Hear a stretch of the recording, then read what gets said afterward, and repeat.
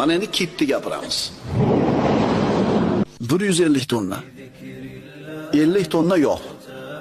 50 tonna suyak. 50 tonna go'sht. Shu kit o'zini bolasini kunda 3 marta emizar ekan, har emizganda 300 litrdan sut berar ekan. Bir kunda 1 tonna, salkam 1 tonna sut ishlab chiqaradi. Bu kit bir ovqat yeganda 4 tonna ovqat yer ekan, birodar. Uni rizqini yetkazar ekan, Allohning qudratiga qoyil qolaylik. Unaqa kitdan nechta? Ha?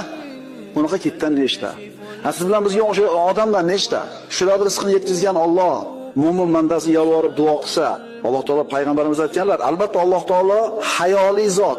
Bandasi qo'lini ko'tarib yalvorsa, quruq qaytargani hayo qiladi deydi. Faqat bu banda qo'lini ko'tarayotganda taqvo qilib qo'ygan bo'lsin. Alloh aytganda yashab qo'ygan bo'lsin. Astagfirullah. Fanada fi zulumati an la ilaha illa anta subhanaka inni kuntu minadh zolimin.